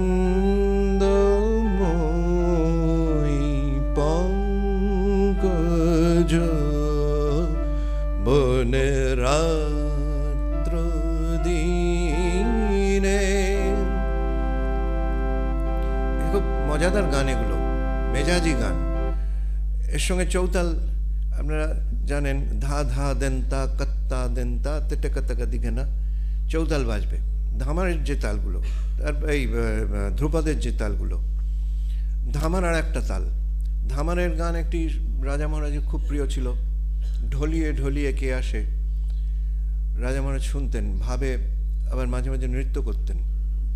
তো এই ধারাটা যখন মোটামুটি 70 দশক 80 দশক পর্যন্ত এলো, তারপরে বিভিন্নভাবে অন্যান্য স্টাইলের গান আমাদের ভক্তিগীতিতে, রামকৃষ্ণ বিবেকানন্দ যে গীতি, ঠাকুরের ওপর, স্বামীজির ওপর অনেক গান তো রচনা হচ্ছে, কন্টিনিউয়াসলি রচনা হচ্ছে।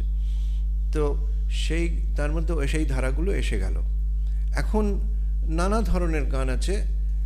তো সৌভাগ্যবশত ওই ফিউশন মিউজিক এখনো ঢোকেনি। আর ফিউশন মিউজিকের জন্যে যে ধরনের মানসিকতা চাই, যে ধরনের তালিম চাই ফিউশন মিউজিকের জন্য, সেই ধরনের মানসিকতা এবং তালিম আমাদের এই রামকৃষ্ণ সঙ্গে কারুর নেই, এবং ভবিষ্যতেও হবে না, কারণ তারা কোনোদিন সন্ন্যাসী হবে না, এটা আমি জানি।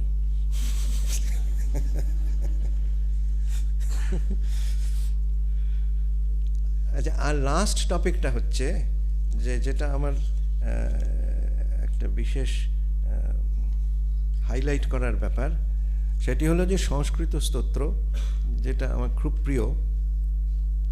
সংস্কৃত স্তোত্র স্বামীজি রচনা করলেন, ওম হ্রিম ঋতম ইত্যাদি। তারপর 1930 বা 30-এর দশক, সেই পর্যন্ত যখন মহাপুরুষ মহারাজ আছেন, তখনও অনেক দিন পর্যন্ত সর্বমঙ্গল বেলুড় মঠে গাওয়া হতো না। 30-এর দশকের মাঝামাঝির থেকে সর্বমঙ্গল মঙ্গলে ওটা অ্যাড হলো। তার আগে 30s, ইন দ্য 30s। এবং সেই সর্বমঙ্গলে তো সুরে হচ্ছে, স্বামীজির ওম হ্রিম ঋতম ওটা সুরে হচ্ছে। এই কিছু কিছু স্তোত্র সুরে হতে থাকলেও ব্যাপকভাবে স্তোত্রাদি সুরে খুব একটা তখন দেখা যায়নি। আর তারপরে স্তোত্রাদি মধ্যে কি আছে, যেগুলো শঙ্করাচার্যের সৃষ্টি এবং অন্যান্য স্তোত্রমালা ইত্যাদি, ঠাকুরমা স্বামীজির ওপরে স্তোত্র তখন বেশি তৈরি হয়নি। 1936 সালে যখন ঠাকুরের সেন্টিনারি হলো, সেই সময় কাশীর বহু পণ্ডিত তারা স্তোত্র তৈরি করলেন, ঠাকুরের ওপর সংস্কৃত স্তোত্র লিখলেন। 1963 সালে যখন বিবেকানন্দের সেন্টিনারি, সেই সময় ঠাকুরের উপর স্তোত্র, এই স্বামীজির উপর স্তোত্র লিখতে থাকলেন। সেগুলো সব বই আকারে বেরিয়েছে। তারপরে আস্তে আস্তে অনেক বড় বড় পণ্ডিত তারা ঠাকুরের উপরে, স্বামীজির উপরে স্তোত্র লিখতে থাকলেন, মায়ের উপরে স্তোত্র। আমাদের সাধুদের মধ্যেও স্বামী হর্ষানন্দজি আছেন, আরও অনেকে আছেন, তারাও সব স্তোত্র লিখলেন। এবার সেই স্তোত্রগুলোকে ধীরে ধীরে সুর করে সেটাকে রেকর্ড করে সকলকে শোনানো, এবং তাতে স্তোত্রকে আরও বেশি পপুলার করা, সংস্কৃত যে ভাষাটা হারিয়ে যাচ্ছে সেই ভাষাকে আরও বেশি সক্রিয় করে তোলা, শক্তিশালী করে তোলা, এটা একটা আমাদের লক্ষ্য বলা যেতে পারে। এটা আমাদের একটা চাহিদা, দুরকমই বলা যায়। তো এই সংস্কৃত স্তোত্রের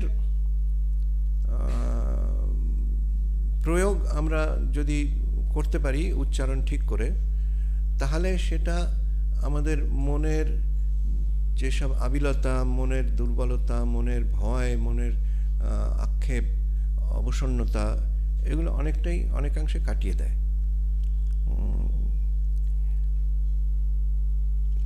আর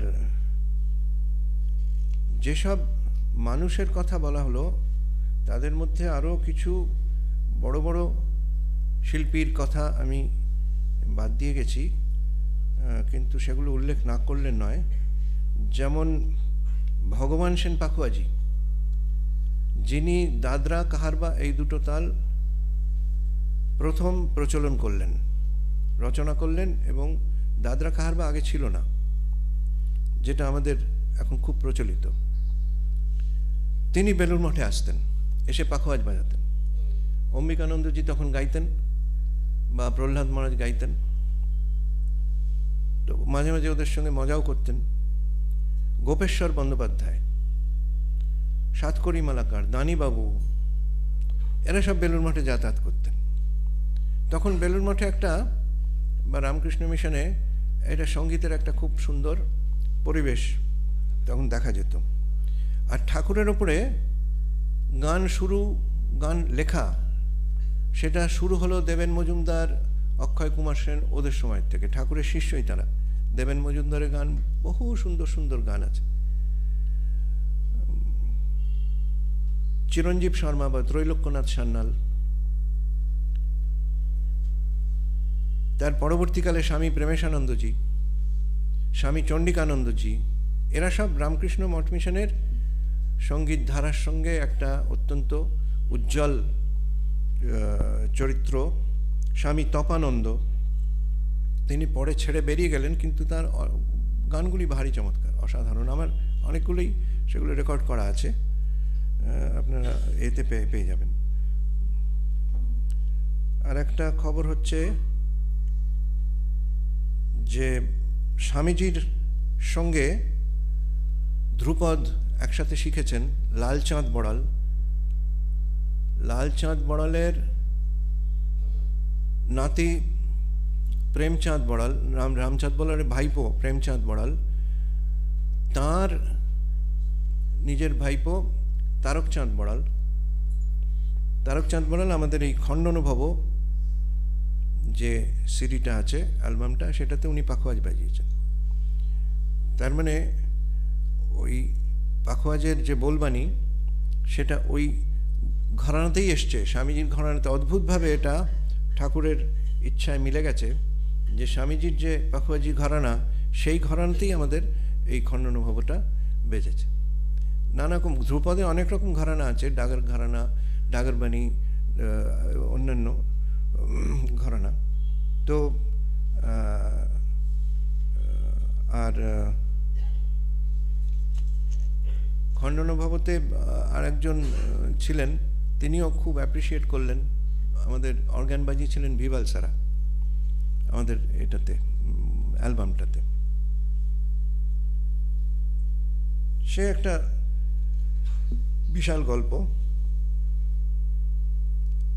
আর আরও অনেক কিছু এর মধ্যে অবলা থেকে গেছে, না বলা, যেটার জন্য আরও অন্তত 1 ঘন্টা লাগবে, কিন্তু আজকে আর বেশি সময় নেই। সেই জন্যে আমি আজকে এই দেবেন মজুমদারের একটা গান দিয়ে শেষ করব।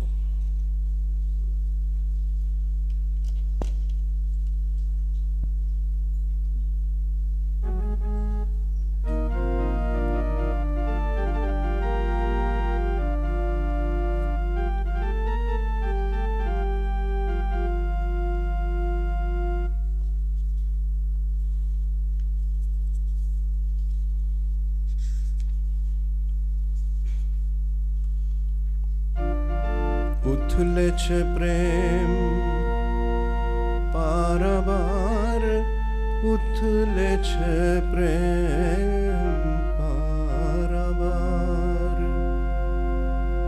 তোরা আয় না ছুটে ভবের মুটে, ভাসিয়ে দে না মাথার ভার। উথলেছে প্রেম পারাবার, উথলেছে প্রেম পারাবার। যার লেগেছে বোঝা তার হয়েছে সোজা, বোঝা বুঝির বুঝকি ফেলে মারছে সে মজা। ও তুই রইলি বসে বোঝার আসে, ও তুই রইলি বসে বোঝার আসে। করবি শেষে হাহাকার, করবি শেষে হাহাকার। উথলেছে প্রেম পারাবার, উথলেছে প্রেম পারাবার। প্রেম সাগরে ভাসিয়ে দে না গান, যাবি ভেসে এমন দেশে যার পাশে নাই গান। ওরে চন্দ্র সূর্য ধ্বংস হলেও হয় না সেথায় অন্ধকার বোকা, হয় না সেথায় অন্ধকার। উথলেছে প্রেম পারাবার, উথলেছে প্রেম পারাবার। সেথায় সবই উল্টা ঢং, সেথায় সবই উল্টা ঢং। এথায় কালো সেথায় সাদা, বুঝবি কি ভাই রং। ও তোর কার্য কারণ, ও তোর কার্য কারণ সব কারণ নাই তথায় তার অধিকার। কার্য কারণ সব কারণ নাই তথায় তার অধিকার। উথলেছে প্রেম পারাবার, উথলেছে প্রেম পারাবার। গুরুদাস কেঁদে বলে তাই আর বিচারে কাজ নাই। বোঝা বুঝি অনেক হলো, এখন সোজায় চলো ভাই। বোঝা বুঝি অনেক হলো, এখন সোজায় চলো ভাই। রামকৃষ্ণ আমার প্রেমের পাথার, রামকৃষ্ণ আমার প্রেমের পাতার। ডুবলে হবি ভব পার, রামকৃষ্ণ আমার প্রেমের পাথার। ডুবলে হবি ভব পার। উথলেছে প্রেম পারাবার, উথলেছে প্রেম পারাবার। উথলেছে প্রেম পারাবার, উথলেছে প্রেম পারাবার। ওম শান্তি শান্তি শান্তি। হরি ওম তৎসৎ। শ্রীরামকৃষ্ণার্পণমস্তু।